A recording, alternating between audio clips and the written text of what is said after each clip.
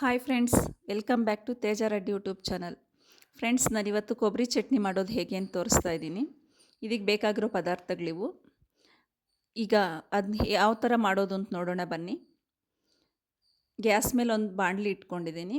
ಅದಕ್ಕೆ ಒಂಚೂರು 2 ಟೇಬಲ್ ಸ್ಪೂನಷ್ಟು ಆಯಿಲ್ ಸೇರಿಸ್ಕೊತಾ ಇದ್ದೀನಿ.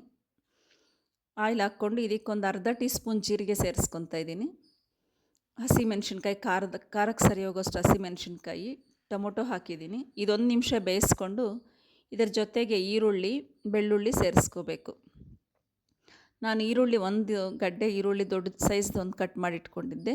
ಅರ್ಧ ಚಟ್ನಿಗೆ ಹಾಕ್ಕೊಂಡಿದ್ದೀನಿ, ಅರ್ಧ ಒಗ್ಗರಣೆಗೆ ಇಟ್ಕೊಂಡಿದ್ದೀನಿ. ಹಾಗೆಯೇ ಕರಿಬೇವಿನ ಸೊಪ್ಪು ತೊಳೆದು ಇಟ್ಕೊಂಡಿದ್ದೆ, ಅದನ್ನ ಹಾಕ್ಕೊತಾ ಇದ್ದೀನಿ. ಇದಕ್ಕೆ ಬೇಕಾದರೆ ಈ ಟೈಮಲ್ಲಿ ನಾವು ಪುದೀನ ಸೊಪ್ಪು ಕೊತ್ತಂಬರಿನೂ ಸೇರಿಸ್ಕೋಬೋದು. ಅದು ನನ್ನ ಬಳಿ ಇರಲಿಲ್ಲ, ಅದಕ್ಕೆ ಹಾಕ್ಕೊಂಡಿಲ್ಲ. ನೋಡಿ, 1-2 ನಿಮಿಷ ಅಷ್ಟೇ ಹಸಿ ಸ್ಮೆಲ್ ಹೋಗೋವರೆಗೂ ಹುರ್ಕೋಬೇಕಿದೆ ಆಯಿಲಲ್ಲಿ. ಮೀಡಿಯಮ್ ಫ್ಲೇಮಲ್ಲಿ ಇಟ್ಕೊಂಡು ಹುರ್ಕೋಬೇಕು ಫ್ರೆಂಡ್ಸ್. ಇದನ್ನ ಒಂದು ಅರ್ಧ ಚಿಕ್ಕ ಕೊಬ್ಬರಿ ಬಟ್ಲು, ಒಂದು ಅರ್ಧ ಬಟ್ಲು ಹಸಿ ಕೊಬ್ಬರಿ ಹಚ್ಚಿಟ್ಕೊಂಡಿದ್ದೆ, ಅದನ್ನ ಸೇರಿಸ್ಕೊತಾ ಇದ್ದೀನಿ. ಇದೇನು ನಾವು ಬೇಯಿಸ್ಕೊಳ್ಳೋಷ್ಟಿರಲ್ಲ, ಹುರ್ಕೊಳ್ಳೋಷ್ಟಿರಲ್ಲ.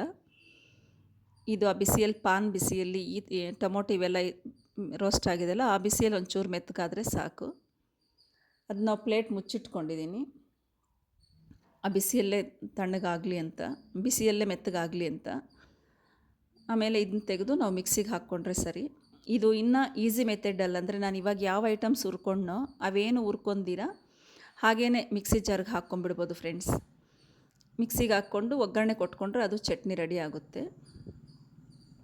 ಈಗ ನಾನು ಹುರ್ಕೊಂಡಿರೋದೆಲ್ಲ ಮಿಕ್ಸಿಗೆ ಹಾಕ್ಕೊಂಡು ಒಗ್ಗರಣೆಗೆ ಹಾಕ್ಕೊಂಡಿದ್ದೀನಿ. ಇಷ್ಟೇ ಸ್ನೇಹಿತರೆ, ಚಟ್ನಿ ರೆಡಿ ಆದಂಗೆ. ಇದಕ್ಕೊಂದು ಸ್ವಲ್ಪ ಮಿಕ್ಸಿಗೆ ಹಾಕೋ ಕಳ್ಳುಪ್ಪು ಸೇರಿಸ್ಕೊಂಡಿದ್ದೆ, ಚೆನ್ನಾಗಿತ್ತು ಟೇಸ್ಟು. ಒಂದು ಸಾರಿ ಟ್ರೈ ಮಾಡಿ ನೋಡಿ.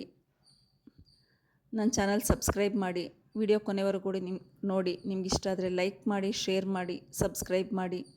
ಫ್ರೆಂಡ್ಸ್, ಸ್ವಲ್ಪ ಸಪೋರ್ಟ್ ಮಾಡಿ. ನಾನು ವಿಡಿಯೋ ನೋಡಿದ್ದಕ್ಕೆ ನಿಮಗೆಲ್ರಿಗೂ ಧನ್ಯವಾದಗಳು.